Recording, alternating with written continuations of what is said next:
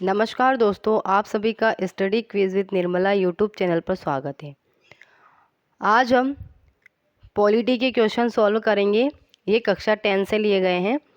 कक्षा 10th में only 3 ही chapter हैं, लोकतंत्र, राज्य सरकार और केंद्र सरकार। सिर्फ 3 ही पार्ट लगते हैं कक्षा 10 में, और उन्हीं 3 पार्ट से ये 25 प्रश्न उठाए गए हैं, लिए गए हैं। तो इन्हें सॉल्व कीजिए और कमेंट सेक्शन में बताएं आपके कितने सही हो रहे हैं, और अपने दोस्तों में शेयर ज़रूर कीजिए। और हाँ, वीडियो को एंड तक ज़रूर देखें, तभी आप 25 प्रश्नों को सॉल्व कर पाएंगे। तो देखिए, पहला प्रश्न क्या है। पहला प्रश्न है, लोकतांत्रिक शासन के रूप है, यानी कि लोकतांत्रिक शासन कितने प्रकार का होता है, उसके कितने रूप है। 2 है, 4 है, 6 है, 3 है। तो आंसर क्या हो जाएगा इसका। लोकतांत्रिक शासन के रूप होते हैं 2। कितने होते हैं? 2। कौन कौन से? एक होता है प्रत्यक्ष और एक होता है अप्रत्यक्ष। अप्रत्यक्ष को प्रतिनिधित्व लोकतंत्र भी कहते हैं। तो क्वेश्चन नंबर 1 का आंसर क्या हो जाएगा? 2, यानी कि ए। अगला प्रश्न है, अप्रत्यक्ष लोकतंत्र का रूप है संसदीय लोकतंत्र, अध्यक्षात्मक लोकतंत्र, या फिर दोनों, या इनमें से कोई नहीं। तो आंसर क्या होगा? अप्रत्यक्ष लोकतंत्र के दोनों ही रूप होते हैं, इसलिए आंसर हो जाएगा सी, दोनों। क्वेश्चन नंबर 2 का आंसर हो जाएगा सी। अगला प्रश्न है, राजनीतिक लोकतंत्र की विशेषता नहीं है। यह उदारवादी संविधान में विश्वास करता है, यह लोक प्रभुत्व में विश्वास करता है, सामाजिक समानता है, यह साधन है, साध्य नहीं। तो क्या होगा इसका? पूछा क्या है? विशेषता नहीं है। तो यहाँ पर विशेषता 3 हो जाएगी और एक नहीं है, वो है सामाजिक समानता। आंसर क्या हो जाएगा? क्वेश्चन नंबर 3 का आंसर है सी। सामाजिक समानता किसकी विशेषता हो जाएगी? तो ये हो जाएगी सामाजिक लोकतंत्र की विशेषता। किसकी हो जाएगी? सामाजिक लोकतंत्र की विशेषता। इसलिए क्वेश्चन नंबर 3 का आंसर हो जाएगा सी। अगला प्रश्न है क्वेश्चन नंबर 4। यहाँ पर एक कथन दिया गया है, लोकतंत्र ऐसा शब्द है जिसके अनेक अर्थ हैं। लोकतंत्र एक ऐसा शब्द है जिसके अनेक अर्थ है, यह किसने कहा है? बर्न्स ने। ये ऐसा लिखा हुआ है बर्नस ने, महात्मा गांधी ने, जोन्स ने, या फिर विवेकानंद ने। तो इसका आंसर क्या हो जाएगा? क्वेश्चन नंबर 4 का आंसर हो जाएगा ए। अगला प्रश्न है, प्रधानमंत्री को कौन नियुक्त करता है? उपराष्ट्रपति, राष्ट्रपति, संसद, या मुख्य न्यायाधीश। तो ये सिंपल क्वेश्चन है। प्रधानमंत्री को कौन नियुक्त करेगा? राष्ट्रपति करेगा। कौन से अनुच्छेद के तहत? तो अनुच्छेद 74 के तहत राष्ट्रपति प्रधानमंत्री को नियुक्त करता है। ओके। अगला प्रश्न है, राष्ट्रपति का चुनाव किस पद्धति के आधार पर होता है? एकल संक्रमणीय पद्धति, नियुक्ति पद्धति, मनोनीत पद्धति, या उपर्युक्त सभी। तो आंसर क्या होगा क्वेश्चन नंबर 6 का? राष्ट्रपति का चुनाव होता है एकल संक्रमणीय पद्धति के आधार पर, यानी कि एकल संक्रमणीय मत पद्धति के आधार पर राष्ट्रपति का चुनाव होता है। तो क्वेश्चन नंबर 6 का आंसर हो जाएगा ए। इसमें क्या होता है? इसमें गुप्त मत पत्र हो द्वारा इसका चुनाव किया जाता है। जो सबसे न्यूनतम कोटा हासिल करेगा उसे ही राष्ट्रपति घोषित किया जाता है। तो क्वेश्चन नंबर 6 का आंसर हो जाएगा ए। राज्यसभा का पदेन सभापति कौन होता है? राष्ट्रपति, प्रधानमंत्री, उपराष्ट्रपति, या सभापति। तो आंसर हो जाएगा उपराष्ट्रपति जो होता है राज्यपाल का पदेन सभापति होता है। ओके।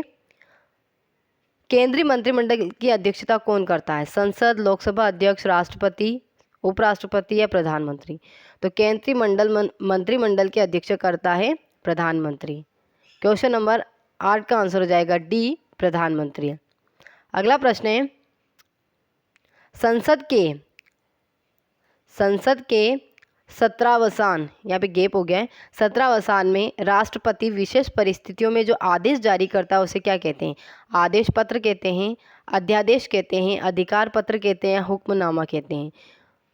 तो 17वां में राष्ट्रपति विशेष परिस्थितियों में जो आदेश जारी करता है उसे अध्यादेश कहा जाता है। क्वेश्चन नंबर 9 का आंसर हो जाएगा बी, अध्यादेश। ठीक ऐसे ही राज्यपाल भी अध्यादेश जारी करता है। ये दोनों कब करते हैं? जब संसद का अधिवेशन नहीं हो रहा हो, तब ये दोनों अध्यादेश जारी कर सकते हैं। ओके। तो आंसर क्या होगा? क्वेश्चन नंबर 9 का आंसर हो जाएगा बी। क्वेश्चन नंबर 10, किस बात के संबंध में उच्चतम न्यायालय और उच्च न्यायालय दोनों को प्रारंभिक क्षेत्राधिकार प्राप्त है? किस संबंध में उच्चतम न्यायालय और उच्च न्यायालय यानी कि सर्वोच्च न्यायालय और उच्च न्यायालय दोनों को प्रारंभिक क्षेत्राधिकार प्राप्त है? मौलिक कर्तव्य में, नीति निदेशक तत्व में, मौलिक अधिकार में या उपर्युक्त सभी में? तो इसका आंसर हो जाएगा सी, मौलिक अधिकार में दोनों को ही प्रारंभिक क्षेत्राधिकार प्राप्त हैं। तो क्वेश्चन नंबर 10 का आंसर हो जाएगा सी। अगला प्रश्न है, कम से कम कितने समय तक उच्चतम न्यायालय में वकालत कर चुके भारतीय नागरिक को उच्चतम न्यायालय में न्यायाधीश नियुक्त किया जा सकता है? 10 वर्ष, 5 वर्ष, 15 वर्ष या 12 वर्ष? तो आंसर क्या होगा? इसका आंसर होगा 10 वर्ष। क्वेश्चन नंबर 11 का आंसर जाएगा 10 वर्ष। कम से कम 10 वर्ष तक उच्चतम न्यायालय में वकालत कर चुके भारतीय नागरिक को उच्चतम न्यायालय में न्यायाधीश नियुक्त किया जा सकता है।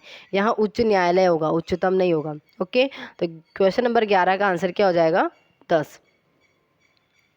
अगला प्रश्न है, अगला प्रश्न देखिए क्या होगा। एक बार नियुक्त हो जाने पर उच्चतम न्यायालय का न्यायाधीश कितने वर्ष की आयु तक अपने पद पर रह सकता है? एक बार नियुक्त हो जाने पर उच्चतम न्यायालय का न्यायाधीश जो होता है कितने वर्ष की आयु तक अपने पद पर रह सकता है? 62 वर्ष, 63 वर्ष, 65 वर्ष या 70 वर्ष? तो इसका आंसर होगा, उच्चतम न्यायालय का न्यायाधीश पूछा गया तो आंसर होगा 65 वर्ष। अगर उच्च न्यायालय का पूछा जाता तो आंसर होता 62 वर्ष। तो आंसर क्या होगा यहाँ पर? क्वेश्चन नंबर 12 का आंसर होगा 65 वर्ष। अगला प्रश्न है, जनसंख्या में वृद्धि के बावजूद राज्य विधानसभा की सदस्य संख्या कब तक स्थिर रहेगी? अगर जनसंख्या में वृद्धि होता है उसके बावजूद भी राज्य विधानसभा की सदस्य संख्या कब तक स्थिर रहेगी, ये बताना है। राष्ट्रपति की इच्छा अनुसार, संसद में संशोधन के बाद, जब तक संविधान में संशोधन नहीं हो जाए या उपर्युक्त सभी? तो इसका आंसर होगा सी, जब तक कि संविधान में संशोधन नहीं हो जाता तब तक राज्य विधानसभा के सदस्यों में कोई फेरबदल नहीं किया जाएगा। तो क्वेश्चन नंबर 13 का आंसर क्या हो जाएगा? सी। अगला प्रश्न है क्वेश्चन नंबर 14, भारतीय संघ के कितने राज्यों में 2 सदनों वाला विधानमंडल है? 6, 5, 7, 8? तो आंसर क्या होगा? आंसर हो जाएगा 6। क्वेश्चन नंबर 14 का आंसर हो जाएगा 6। पहले थे 7, लेकिन जब से जम्मू कश्मीर केंद्र शासित प्रदेश बना है तो राज्य कितने आएंगे? 6, यानी कि 6 राज्यों में 2 सदनों वाला विधानमंडल है। कौन कौन से राज्य देखिए, एक है यूपी, महाराष्ट्र, कर्नाटक, बिहार, आंध्र प्रदेश, तेलंगाना। फिर से देखिए, यूपी, महाराष्ट्र, कर्नाटक, बिहार, आंध्र प्रदेश और तेलंगाना में 2 सदनों वाला विधानमंडल है। तो 7वां क्या है? 7वां हो जाएगा जम्मू कश्मीर, जो कि अब एक केंद्र शासित प्रदेश है। ओके, तो यहाँ पर राइट आंसर क्या होगा? 6। अगला प्रश्न है, विधान परिषद के कितने सदस्यों को राज्यपाल मनोनीत करता है? कुल सदस्य संख्या के लगभग 1/4, कुल सदस्य संख्या के लगभग 1/5, कुल सदस्य संख्या के लगभग 1/7, कुल सदस्य संख्या के लगभग 1/6। तो यहाँ पर आंसर हो जाएगा, विधान परिषद के राज्यपाल मनोनीत करता है कुल सदस्य संख्या के लगभग 1/6 सदस्यों को। तो क्वेश्चन नंबर 15 का आंसर हो जाएगा डी। मनोनीत करता है 1/6 को, तो निर्वाचित कितने हो जाएंगे? निर्वाचित हो जाएंगे 5/6। ओके, तो यहाँ पर आंसर है 15 का डी। अगला प्रश्न है, विधान परिषद के मुख्य पदाधिकारी को क्या कहा जाता है? अध्यक्ष, उपाध्यक्ष, सभापति या मुख्यमंत्री? तो आंसर हो जाएगा, विधान परिषद के मुख्य पदाधिकारी को कहा जाता है सभापति।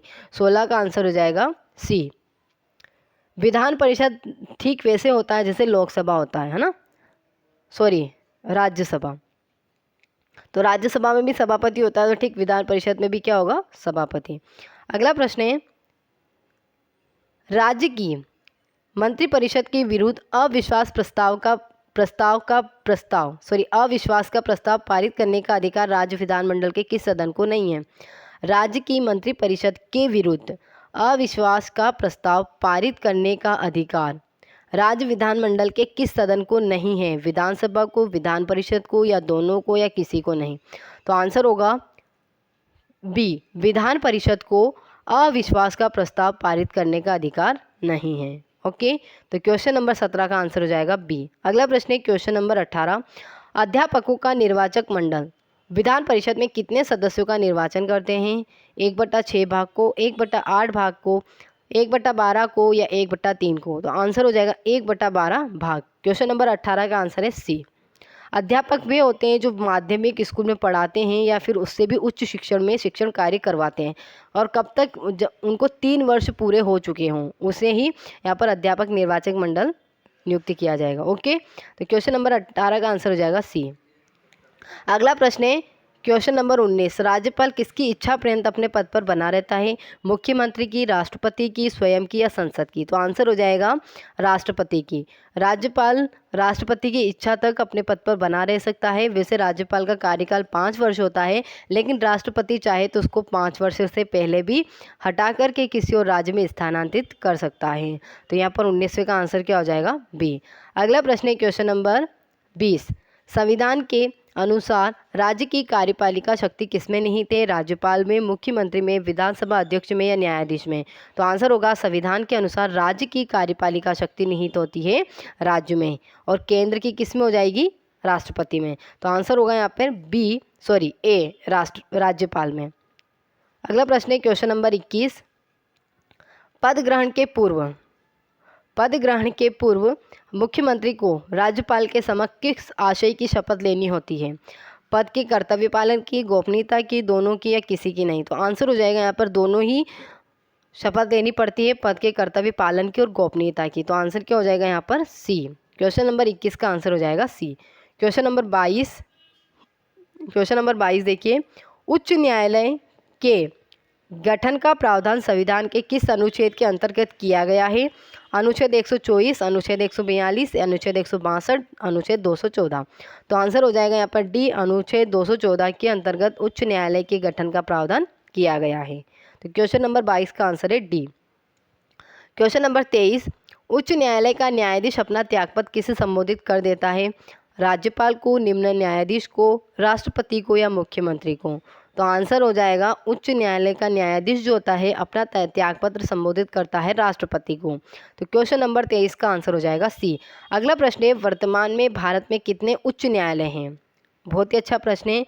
22 है, 24 है, 25 है, 26 है? तो आंसर हो जाएगा सी 25। वर्तमान में भारत में उच्च न्यायालय की संख्या है 25। सबसे लास्ट और नवीनतम कौन सा है? तो वो हो जाएगा आंध्र प्रदेश में स्थापित किया गया, आंध्र प्रदेश के अमरावती में। कहाँ पर?